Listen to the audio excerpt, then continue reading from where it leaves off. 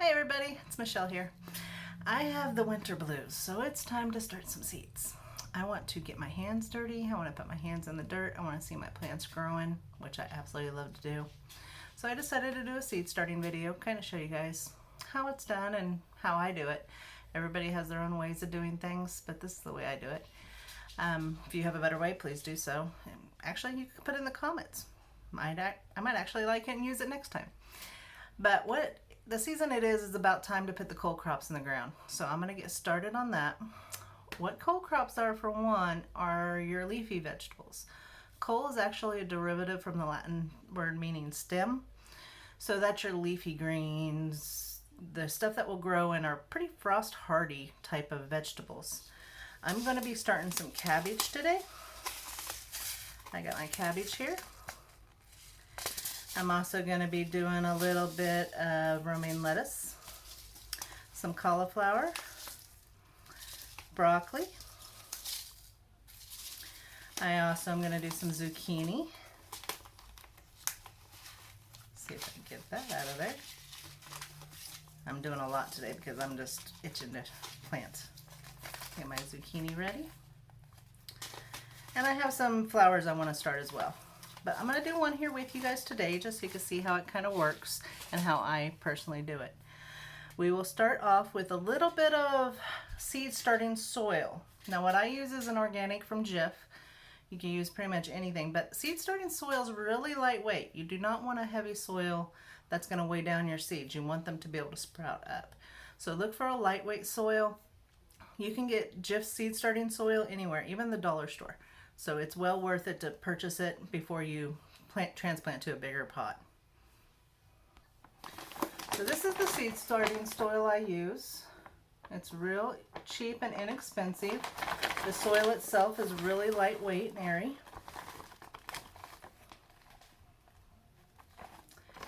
And it will be hard to get it started right away because it has a hard time holding the water at first. So I'm going to show you how we fix that problem. Okay, so in my bowl here I have about half that bag of seed starting soil. This is a 52 cup bowl, so that shows you how much is really in that bag. You can see how dry and light it is. It's very fluffy. So what we're going to do is we're going to add some water to it.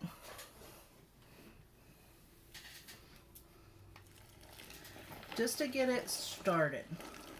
We don't want it sopping wet. We just want to get it to the point where it starts accepting the water into the soil. You can use your hands to do this or a trowel, anything you got really. I picked this shovel up at the dollar bin, I believe at our local grocery store, and it works great for dirt. So you want to kind of mix that around in there. And you can see how it's already starting to clump in some spots. That's exactly what you want. But we got other spots that are still real loose, so you want to make sure you just kind of mix that up just like that. I love the smell of wet dirt. So we're going to add a little bit more water to this.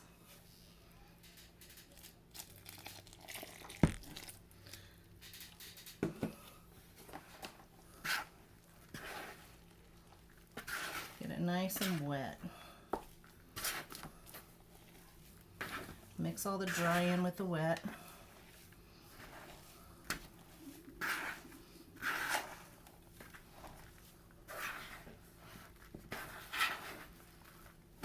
Very simple, very easy. Now you can see it holds together quite well, but it's still very lightweight. So it'll be very easy for you guys to plant your seeds in and it won't hurt the seeds.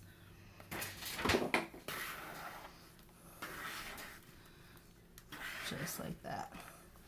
I love the darkness of this soil. It shows it's good quality. But be fair warned, you will have to use something with a little bit of more nutrition later.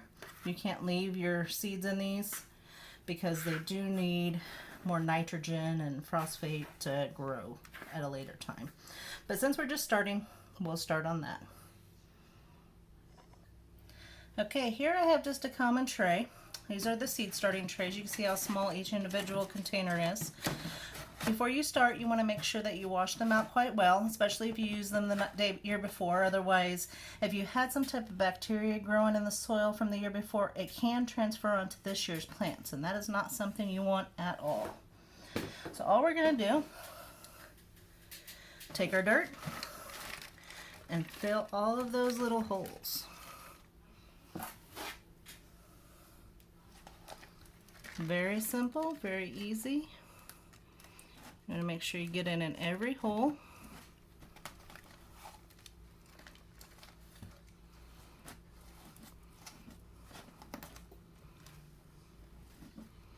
And kind of push it down a little bit because this is such a lightweight soil. When your plants start developing roots, the roots need to be touching soil. So if there's too many air spots inside the soil, they will have issues growing.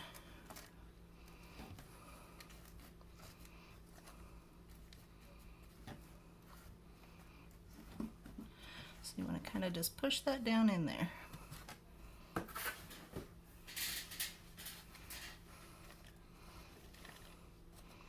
And I think we're going to start on doing some broccoli today.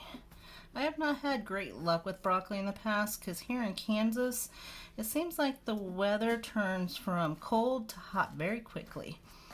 And with this being a cold weather crop, we've been having issues, but I'm creating another space in my yard that is very shaded and it stays very wet all year. And I had really good luck in that area last year with cabbage. So I am gonna try that with my broccoli, and I hope I can really get some growth this year because I love broccoli and I don't like buying it.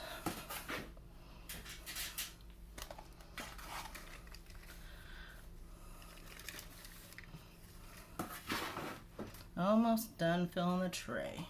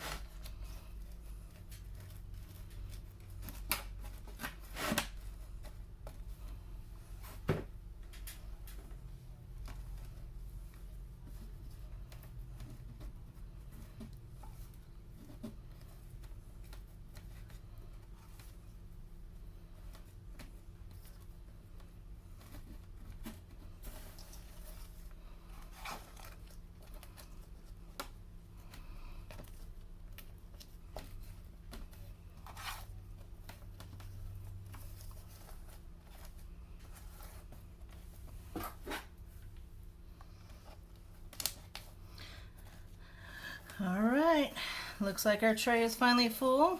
It's leveled off very nicely. And that's just a tray without the seeds. Okay, let's start off with some broccoli. I think I'm going to put 3 different vegetables in this one peg tray. Just because I don't need this many broccoli plants. That's kind of overkill for my little 1-acre garden. So I'm going to do, I think, 3 rows of broccoli, 3 rows of cauliflower, and then 2 rows of zucchini. I think that's the way I'm going to handle this one. And here I have my broccoli seeds. I just happened to get these seeds themselves from the Dollar Tree. I went in and found all kinds of great pots and soil and all kinds of stuff that I absolutely loved, and everything was $1. So the seeds themselves were 4 for $1, so that means this pack of seeds only cost me $1. I can't beat that. When I can, I like to plant heirloom variety, but this seems like it's pretty nice seeds. You can see how small and tiny those little seeds are. They're itsy bitsy. And it don't look like I have enough seeds here for 3 rows, which is fine. I got another pack of broccoli I can add to this, because you always want to put about 2 seeds per plant, or 3, however you're feeling, because you'll have some seeds that won't germinate. So you just want to kind of cover your bases and make sure that you're going to have some germination, and then later you can thin them out. With seeds being this small, you just kind of want to sow them over the top. You don't want to actually push them down too far because they're so tiny. They're going to have a hard time germinating if you push them too deep into the soil. And you'll find that with a lot of plants. Zucchini I know has a little bit bigger, your squashes have a little bit bigger, and it does look like I have enough for 3. Beautiful. So those seeds you'll actually push down just a little bit into your pod to get them going. But on this situation, I'm going to show you how I handle it. And since I got a few extra seeds, I'm going to just put a few more out here just to make sure I get good germination. These did come from the Dollar Tree, so you don't know what kind of germination you're going to get. But you want to make sure you have plenty of plants come spring, and the weather's warm enough to put these things outside, and you're ready to eat some good vegetables. So I'm just going to take my finger and lightly pat it into the soil.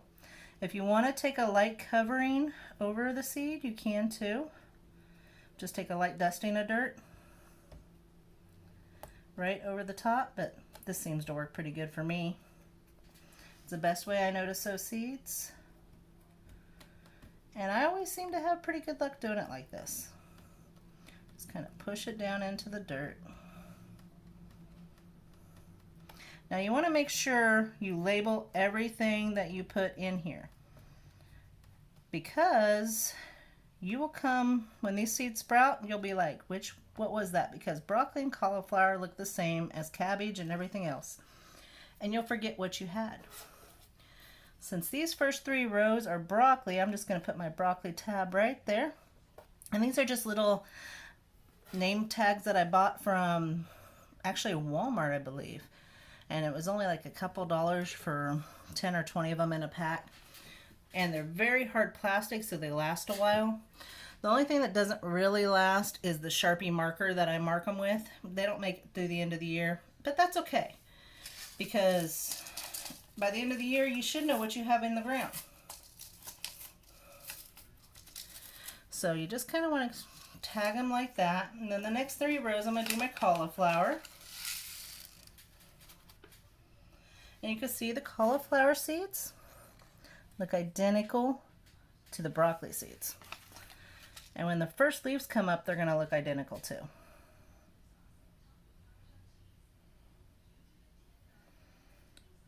So we're going to just spread them out here on top.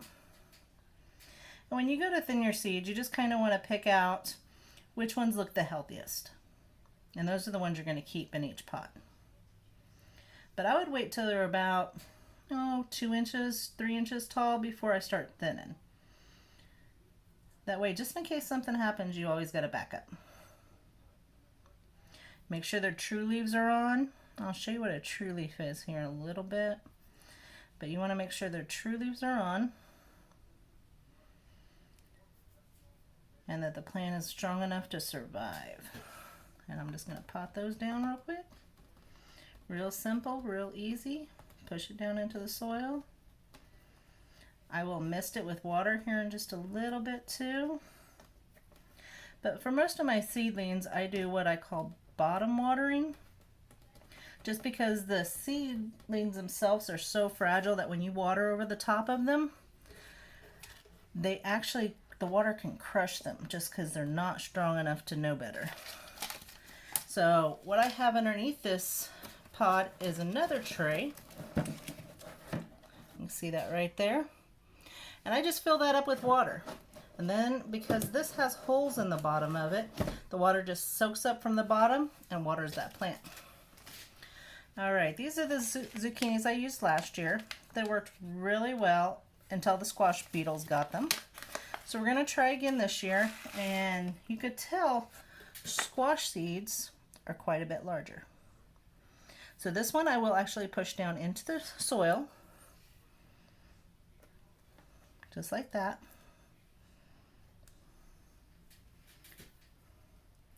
About fingertip depth usually is pretty good. If you have any questions on how deep you should plant your seeds, you want to just refer to the package because it will tell you exactly how deep to sow them. So you just kind of gently push that down in there. Looks like I'm going to have a few extra, and that's fine. I'm not going to double these up because they're just so large. If one doesn't pop up when the other ones do, I'll just put another seed in there. It'll be fine. And then I just cover up the seed with the soil around it. Seed starting is very easy. Keeping the plants alive can sometimes be tricky. But for the most part, plants need 3 things to live: water, sun, and soil. If your soil's good, you got lots of sun, and you keep them wet, they will survive. You got to make sure your soil is taken care of though, because your soil is one of the main factors in the plant's nutrition. All right, and that's pretty much it. Now I do have covers that I put over these when I first start them. They're just clear covers. It kind of creates a greenhouse effect inside the pot, or inside the pod. And it just simply sits right over the top. And I gotta push my tags down or off to the side. Looks like these tags that I just bought are a little bit too big for my thing. Okay, we'll have to adjust that a little bit. But you can see it just sits right over the top, just like that. And when it's enclosed and there's water underneath, it creates its own environment in there. Keeps the plants moist, keeps them warm. And then you just simply put your grow light right below the top of it, just about right here, and it keeps them warm, and when they pop up, they got lots of sunlight. Very simple, very easy. Okay, I hope that helped you figure out how to kind of start your seeds. Now, once your seeds start coming up, I want to kind of show you what it looks like. These are some seasonings I started. I've got oregano right here. And I've got basil right here. You can see how it's all coming up beautifully. But when I said true leaves, that's kind of what I meant here. You can see how it's got the leaves right there, just starting out. Sorry, I'm trying to keep this camera focused. Those are the baby leaves. These will actually start creating new leaves here real soon, and those are going to be your true leaves. The first leaves that come out of the seed pod are not your true leaves. But you can see they're coming up nicely. You can see my grow light's just right above them where it should be. Keeps them nice and warm. Now I could put the dome over the top of this and keep it nice and wet, but I've been out here checking every day just because I want to garden really bad. So I've been keeping a very good eye on them and keeping them really moist. Over here I have chives and dill that I started in. And you can kind of see, especially here, you can see that on the tip of that plant is the seed. The remaining of the seed is still attached to it. That's why I'm saying it doesn't have its true leaves. Once that tip falls off and these start getting their secondary leaves, you're going to start seeing more strong growth, and it's going to be a lot better, healthier plant. Beautiful. All right, guys, I'm going to get these other ones going and get them all potted up and ready to go for the spring because I'm just ready for it. So I hope this helped you out. I hope you get your fingers wet and dirty this weekend. I know it's been kind of messy outside in some areas of the country, and it has been here too. We've been able to avoid the snow, thankfully, but we've gotten a lot of rain. So everything's pretty muddy and nasty outside. But for the most part, there's still new growth out there. I took a walk today and found a cabbage plant that popped back up from last year. I left the stem in the ground. I got cabbage growing again. So that's a beautiful thing if it actually does something. I had a lot of luck with cabbage last year. I don't know where it came from, but fingers crossed, we're going to get some more luck this year. So, you guys, we'll talk to you later. Hope this helped you out a lot. If you have any questions or concerns, please make sure you comment for me. And please like and subscribe to the video. Thank you.